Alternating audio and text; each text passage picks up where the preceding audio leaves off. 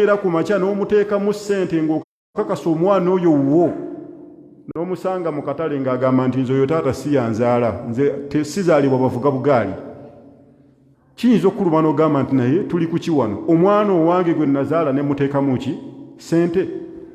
Allahu subhanahu wa ta'ala yatonda omuntu n'amuteeka ku nsi n'amugabirira, naye omwana Adamu atuuka olw'okuba twagala okugatta ku Allah n'ekintu ekirala, oli n'alaba nti ebya Allah bijja kumulwisa, n'asalawo abeere ng'akwata amakubo amaki amalala. Allah kiyagamba nti mazima okugatta ku Allah n'ekintu ekirala buli azaamaanya bunene eri Allah. Okugatta ku Allah n'ekintu ekirala buli azaamaanya bunene eri muntu munno. Allahu subhanahu wa ta'ala okutugaana okugatta ku Allah n'ekintu ekirala, Allah yalina ensonga nnyingi. Mu nsonga ezo muyinza okuba nti mulina ebintu bye mubuusa amaaso, naye njagala buli omu atunuulireko omuntu yenna bw'atandika shiriki, ekintu Allah kyasooka okumuwa mu mutima gwe kubeera butaagaliza. Kyova olaba nti omuntu asobola okukeera ku makya n'alabanga omwana oba omukyala asobola okukeera ku makya n'alabanga ekirina okukolebwa kusiraanya baana ba mukyala muki mulala nga ye alaba kimumatiza mu mutima gwe, ekyo bayita obutaagaliza. Oli asobola okukeera ku makya okumanya shiriki buli azaamaanya bunene. Omuntu akeera ku makya n'atunula n'agamba nti buli kirungi kyonna kirina kubanga kyange obanga ky'abaana bange, n'asalawo n'agamba nti abaana ba gundi kambeere nga mbakola ki kambeere nga mbonoonera obulamu. N'akola ekyo abamu Allah n'abeera nga abasakisidingisa, abaana b'abantu ne babeera nga babonaabona olw'okuba bo. Kitegeeza nti akoze obulyazaamaanya ku muntu munne okuba nti ayagala kubeera nga ne hakki ye ayagala ebeere ng'emukola ki emuvaako. Okumanya shiriki bulyazaamaanya bunene kiva ne ku muntu bw'obadde okikolako ne kiyingira ne mu famire yo oye Allah. Nti omuntu bw'otandika okuloga abaana b'abanno, wallahi mugende mutunuulire famire z'abantu abakola ebyo mubanga mulina ze mumanyiiyo, ogenda okulaba nga naye mu baana be mulimu oli nga ye ssente zaagaanira ddala bw'ataba muyaayo wa ku kyalo oye Allah. Nti olw'okuba okoze obulyazaamaanya butuuka ne bukomawokko ne mu famire yo ne bulumbagana famire yo, n'otuuka ekiseera gwe wennyini ne kitandika n'okubeera nga kikosa famire yo. Mu bintu ebisinga okwawula abantu ye shiriki. Saabadu ba Allahu subhanahu wa ta'ala bwe tubanga twagala obusiraamu bube wamu, tulina okubeera nga twejjamu ebintu bye shiriki n'okubeera nga tugatta ku Allah n'ekintu ekirala n'ebintu by'amalogo. Ensonga ey'okubiri mu nsonga ezaawulayawula abantu, al-hasad y'ensaalwa. Bwe tubadde tunnyonnyola shiriki twogedde ku nsonga basseruganda nti omuntu bw'atandika okugatta ku Allah n'ekintu ekirala, Allah amuteekamu omutima ogwo ogw'ensaalwa. Oli n'atuulaawo n'agamba lwaki baana ba gundi be balina kino, lwaki baana ba gundi be bafuna kino, lwaki bano be bakola kino. Ne yeerabira nti Allahu subhanahu wa ta'ala buli omu yenna riziki ye mpandiike. Era gwe omuntu yenna akwewuunyisanga nnyo omuntu gw'olaba nga akola ebintu ebyo. Lwaki? Lwa nsonga nti togenda kufuna kintu kyonna okuggyako nga Allah yakola ki ekikuwandiikawo, kyataakuwandiikako ne bw'okola oti era togenda kukola ki togenda kukifuna. Saabadu ba Allahu subhanahu wa ta'ala ensaalwa, nti ensaalwa ekuleetera okuba nti munno gwe waligambye nti ono munnange omuyimirira mu maaso n'ogamba nti lwaki gundi yafuna ekintu gundi, ne bakugamba nti tubuulire ku gundi empisa ze, n'ogamba nti oyo omuntu si mulungi tasaana kukolagana naye. Omuntu oyo bw'akitegeera temugenda sigala kye kimu. Nga bwe tugambye ku kintu kiri ekya shiriki, tewali muntu gw'ogenda kuloga oba tewali muntu agenda kukumanya nti oyagala mulemesa nsi musigale nga muli bwa mukwano. Kitegeeza mu nsonga ezituleetera okuba nga zikutulawo obumu bw'obusiraamu y'ensaalwa. Tuvola bannabbi waffe Muhammad sallallahu alayhi wa sallam mu hadithi ezimanyikiddwa yatugamba nti iyyakum wal hasada, yagamba sseruganda mbeewaza kigambo nsaalwa. Bwe yali ayogera yagamba nti lwansonga mu makulu ga hadisi, lwansonga ensaalwa eri emirimu gy'omuntu nga bw'olaba omuliro gulya ki enku. Basseruganda yenna ayagala obusiraamu bubeere bumu, olina okubeera nga weewala kigambo nsaalwa. Ensonga ey'okusatu adamu al-amru bilma'rufi wannahyi anil munkari. Basseruganda mu nsonga ezituleetera okwawukana oba n'okweyawulayawulamu mu busiraamu be bantu okulemwa okulagira empisa ennungi n'okuziyiza empisa embi. Lwaki? Lwansonga nti ojja kusanga omuntu, abantu abasinga ebiseera ebisinga tulina ebintu bye twerabira nti buli lwolaba omuntu ng'akola ekintu ne kikukosa oba n'okiraba nga kikosa abalala n'ogamba bugambi nti kasita takikoze nze, weerabidde nti omuntu oyo ogenda kumutamwa omudistansinge olw'okuba alina ekibi kyakola. Naye ng'ekisinga okwewuunyisa nti abamu tukola ebintu ng'oli ayinza n'okubanga ekintu kyakola tamanyi nti kibi. Lwansonga nti buli muntu yenna Allah ayina engeri abantu tulina oba abantu abasinga tweyisa mu nneeyisa okusinziira bwe twakula. Waliwo alaba ekintu nga kiringa ekiryokke, muyinza okuba temutambulangako mu bantu, waliyo abantu nga tekimuwaamu buzibu kukolola n'awanda waatudde ng'alaba kya bulijjo bikoze waabwe we bakola. Kati gwe bw'onaasirika n'otamugamba nti ekintu ekyo kibi, obwongo bwe bugenda kukugamba nti ky'olina okukola omuntu oyo kumudistansinga. Bw'ajja n'atuula mulye nga gw'okola ki? Ng'ovaawo. Olw'okuba wamulabye nti ye waabaanyiza akwata ku nnyindo n'anyiza teyeetaaga katambaala. Naye ng'eyo ada ye mubo nga balaba nti ekyo kya bulijjo. Naye bw'oba omutuusizza n'omugamba nno ekintu ekyo ky'okola si kirungi, oba ekintu ekyo tekirabika bulungi, gwe kitunuulire ne bwoti. Omuntu oyo asobola okuddayo n'asika n'agamba wamma. Bw'aba asobola n'atereeza, wadde nga mulimu n'abamu nga bakola ebibi naye nga babimanyi era nga new'omugamba tasobola kukola kukyusa. So mu nsonga ezituleetera okwawukana ze naaliyagadde okubanga basseruganda buli muntu yenna ogezaako nnyo okuzeewala kwe kuba nti tetwefiirayo kubanga tulagira empisa ennungi n'okuziyiza empisa embi. Ensonga ey'okuna kwe kuba kye bayita ikhtilaafu al-ara, kwe kwawukana mu ndowooza zaffe. Wano kino tusobola nnyo tukitunuulira nga tukitunuulira ku sayidi ey'obusiraamu nti obusiraamu tulina amadhahibu ag'enjawulo. Wasobola okugyawo amasala bali ne bagamba kiri nabali ne bakola ne bagamba kino. Naye gwe ky'oba olina okumanya nti ebintu ebimu n'ebiba bwe biri maadaama tuli ku mulyango ogwa kye bayita ijtihaadi mu busiraamu, nga kasita obanga olina otuukiriza shuruutu ez'omuntu alina okuba ng'akola ijtihaadi mu busiraamu oba okuwa endowooza ye mu busiraamu, buli omu alina okuba nti aweebwa ekitiibwa kasita abanga alina kye bayita obulombolombo, conditions ezimufuula okuba nti mutuufu okuba ng'awa endowooza ye mu busiraamu. Buli omu abaako n'entegeera ye. Kyova olaba nti mu bamanyi mu kwawukana kw'abamanyi tulina ebintu bye tutunuulira. Awalan, aya esobola okusomebwa buli omu n'agitegeera bubwe. Kisoboka nga nammwe mulaba wano nti wasobola obbaawo ekigambo ekyogeddwa gwe n'okiwulira n'oli n'akiwulira ne mufuluma wabweru w'omuzikiti buli omu n'ayogera bibye.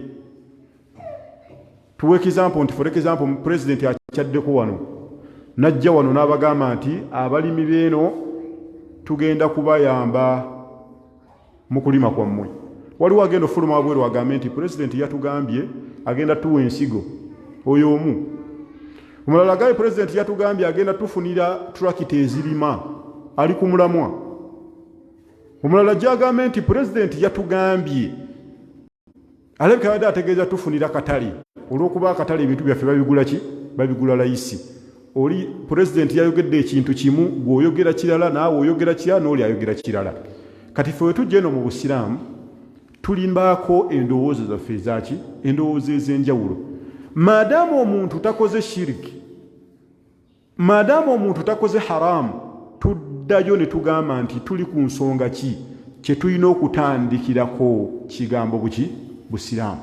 Obusiraamu busoose ne bubeera bumu kyekyo. Nabbi sallallahu alayhi wasallam kye yagamba nti temukoonagana ne mumaliriza ng'obumu bwammwe bukoze eki buvuddewo. Kyova olaba Nabbi sallallahu alayhi wasallam ne bwe yalogiranga ekintu bwe beetooloolanga bwe bati yasookanga making sure nti obusiraamu buli bumu then n'asalawo ekigenda okugenda mu maaso.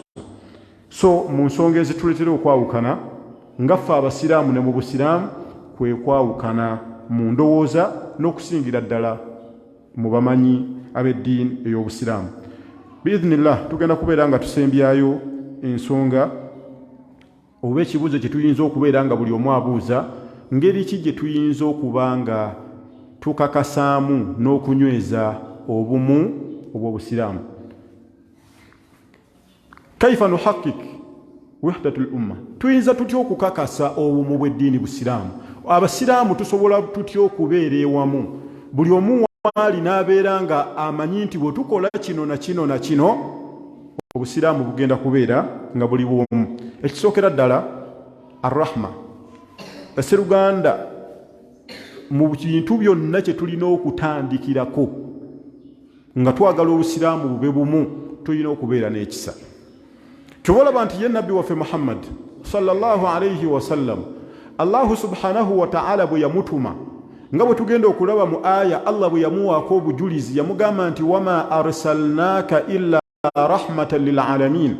Yagamba nti gwe Muhammad tetwakusindika okujjako watumibwa ng'oli wa kiseeri ebitonde byonna. Nabbi sallallahu alayhi wasallam yayina ekisa. Okubalaga nti Nabbi sallallahu alayhi wasallam yayina ekisa, tusobola kufuna hadithi ya Aisha radhiyallahu anhu bwe yali anyumya. Aisha yanyumyako hadith n'agamba nti lumu nali ntudde ne Nabbi sallallahu alayhi wasallam, mbongo wange ne mujja ekibuuzo ne mubuuza nti hal marra alayka yawmun kana ashaddu min Uhud. Yamubuuza nti naye wali obaddeko mu lunaku olwali lubadde oluzibu ng'olunaku olwalimu olutalo lwe Uhud? Nabbi sallallahu alayhi wasallam n'asiriikirira. Abatamanyi olutalo lwe Uhud, lutalo Nabbi lwe yatwala abasiraamu balwanise abasajja abaali bavudde e Makka. Nabbi sallallahu alayhi wasallam n'alonda abasajja 50 n'abagamba mubeere ku kasozi ako, temuvaayo, eitha batuwangudde oba tuwanguddwa. Olutalo lwansi ne lutandika. Era okumaliriza mu kulwanagana awo nga abasajja b'e Makka badduse bagenze. By then ejjeere ly'abasajja abaali bavudde e Makka lyali likuliddwa omusajja gwe bayita Khalid ibn al-Walid. Batandika okuŋŋaanya bano be baali balese, abasiraamu batandika okuŋŋaanya ebintu, n'abaali ku lusozi waggulu ne bavaayo ne bakka wansi ne batandika okuŋŋaanya ebintu. Baba bakuŋŋaanya bavuddeyo ku lusozi Nabbi gye yabagambye temuvaayo. Khalid ibn al-Walid agenda okutunulira ng'olusozi lukalu, ne yeetooloola n'adda ku lusozi, ne bakuba abasiraamu wansi. Omuntu buli wabeera ng'akuli waggulu aba asobola okukola kyonna. Nkakasa mu abalaba ku firimu kyova olaba nti tewaliyo sinayipa abeera wansi ku ttaka. Era afuna kizimbe oba muti oba lusozi, nti omuntu buli wabeera waggulu abeera alina advantage ku muntu aliwa wansi. Mu lutalo lwe Uhud olwo baakuba abasiraamu Nabbi waffe Muhammad sallallahu alayhi wasallam, nga mu riwaaya ezimu wadde abamu baziwakanya, hatta Nabbi n'avaamu n'amannyo ge ag'emmaaso. Abasajja b'e Makka ne baddayo ne balangirira okumanya baakuba Nabbi. Basahaba ne beeteekayo obusaala obumu nga bukwata bo, naye nga bali abasajja bategetinga kusooka kutta ono Nabbi. Ne baddayo n'e Makka ne balangirira nti Nabbi akoze eki? Afudde. Aisha kyava yabuuza Nabbi nti wali obaddeko mu lunaku olwali lubadde oluzibu ng'olunaku lwe Uhud? Nabbi sallallahu alayhi wasallam yamugamba nti Aisha, nali ndabye ku lunaku n'olusinga olunaku olwo. N'amunyumiza n'amugamba nti lwe lunaku lwe namanya omusajja gwe bayita Abdiya Layl ibn Qulab. Yamugamba nti lwe lunaku lwe nategeera omusajja oyo gwe bayita Abdiya Layl ibn Qulab. N'amugamba nti yali mu bakulembeze ab'e Taifa. Nabbi sallallahu alayhi wasallam yali anyumya olunaku lwe yagenda wa e Taifa. Nabbi amala okutuuka e Taifa abuuza abakulembeze b'e Taifa nti ani afuga wano? Ne bamugamba nti omusajja ono gwe bayita Abdiya Layl ibn Qulab yafuga wano. Ne bagenda mu maka ge, n'amuyita n'amugamba nti ensonga endeese, ndi nabbi wa Allahu subhanahu wa ta'ala. N'amugamba mpulira. Aba kyennyonnyolako omusajja Abdiya Layl ibn Qulab amubuuza ekibuuzo nti gwe Muhammad? N'amugamba yenze. N'amugamba wallahi bulijjo nakulinda dda musajja gwe nga nkwetaaga. N'amugamba ye gwe. N'amugamba kankukuŋŋaanyiza abasajja n'abakyalo obawe ebigambo ebyo ebirungi by'oleese. Nabbi sallallahu alayhi wasallam anyumiza Aisha amugamba nasigala ntudde awo nniidirira tulabe ekiddako. N'agenda mu katale n'akuŋŋaanya abasajja n'abakyala, wallahi ne bakwata amayinja ne bakuba Nabbi waffe Muhammad sallallahu alayhi wa sallam nadduka ne nabbi sallallahu alayhi wa sallam anyumiza Aisha mugamba nti nadduka paka mu kifo kye bayita Tha'alib we nayimirira okuva mu kifo ekyo nabbi we yali ali Taifa paka mu kifo ekyo waliwo kilometers ezisukka mu 7 nga ddusa bigere nga n'omusaayi guyiika nekye njagaddemu okubalaga ekisa kya nabbi okubalaga nti ekisa kye kikulembera okuyunga oluganda nabbi yanyumya n'agamba Aisha nali ntuddawo ngenda okulaba nga Jibril atuuse Jibril n'amugamba nti ya Muhammad yamugamba nti Muhammad Allah nsindise nansindika ne malayika oba ne malayika ezivunaanyizibwa ku nsozi ziragire kyonna ky'oba oyagadde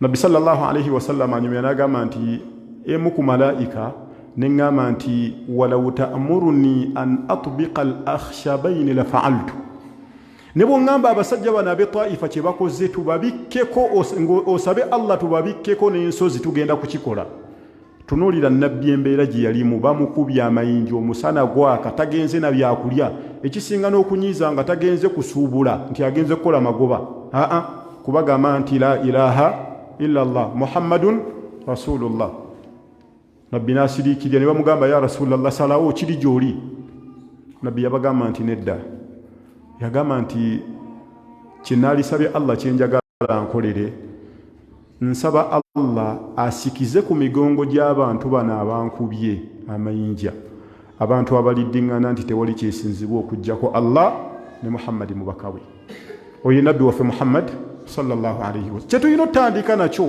ng'oyagala okukuuma obumu olina okubeera n'ekisa kyova olaba nti ekisa buli kintu kyonna ekikuŋŋaanya abantu Allah yakyogerako ng'asooka kijulizaako kisa gwe tolaba Allah bwe yali ayogera ensonga eyo ez'okuwasa ng'ayogera ku musajja n'omukyala Allah yagamba atya waja'ala bainakum mawadda wa rahma Allah yagamba nti ne tuteeka mu masekkati gaabwe ki okwagalana n'ekisa buli wataba kisanga wali abantu buli wabekuŋŋana nga tewali kisa wakati waabwe ekivaamu kubeera kweyawula ensonga ey'okubiri biidhnillah eyinza otuyamba okugatta obumu kwe kubanga tulagira empisa ennungi n'okuziyiza empisa embi al-amru bilma'rufi wannahyi anil munkari hadithi emanyikiddwa nabbi sallallahu alayhi wa sallam yagamba nti la ta'murunna bilma'rufi wa la tanhawunna anil munkari nabbi sallallahu alayhi wa sallam yagamba mujja kulagira empisa ennungi mujja kuziyiza empisa embi mu hadithi eri gyekoma yagamba nti oba si kyekyo kijja kuba kyangu nnyo Allah okubasindikira eibonerezo min fawqikum wa min tahti arjulikum kyenjagaddemu au yalbisukum shi'a yagamba nabbi sallallahu alayhi wa sallam we munaaba muganya okulagira empisa ennungi Allah jabbasindikira eibonerezo okuva waggulu wammwe ne wansi wammwe oba si kyekyo Allah ajja kubambaza obubinjabinja kitegeeza nti buli muntu yenna ayagala obusiraamu bube bumu kyolina okutandikirako al-amru bilma'rufi wannahyi anil munkari kulagira empisa nnungi n'okuziyiza empisa embi nekyo tuyinza okubeera oba n'ebirala olw'obufunda bw'obudde tetugenda kubinnyonnyola ensonga ey'okusatu ihtiraamu al-furuuq al-fardiyya baseruganda abazungu balina ekigambo kye bayita individual difference bw'oba oyagala obusiraamu bube bumu sooka ow'ekitiibwa enjawukana z'obutonde abantu tulina obutonde obwaki obw'enjawulo bw'onaakwata gundi si bw'ogenda okukwata gundi kitegeeza nti omanya nti gundi obutonde bwalabika si bw'ati mu bubumbwa bwe si bw'ati bwe yakula tulina mukwata bwe tuti ekyo kibayita okumanya individual difference mu masekkati g'abantu kyova olaba nabbi sallallahu alayhi wa sallam basahaba bajja nga bamubuuza ebibuuzo ono n'amubuuza ekibuuzo kyekimu n'oli n'amubuuza ekibuuzo kyekimu ono n'amuwa ansa ndala n'oli n'amuwa ansa ndala nga ansa agiwadde kusinziira ku ani akoze eki abuuzizza oyo nabbi waffe Muhammad sallallahu alayhi wa sallam kyetuyinza okubeera nga tusembyayo hubbul khayr lil akharin basiruganda ayagala obusiraamu bube bumu olina okuba nga oyagaliza abaki abalala banno olina okuba nga obaagaliza mwagalize nabbi sallallahu alayhi wa sallam hadithi ezimanyikiddwa obulungi hadithi emanyikiddwa nabbi yagamba atya la yu'minu ahadukum hatta yuhibba li akhihi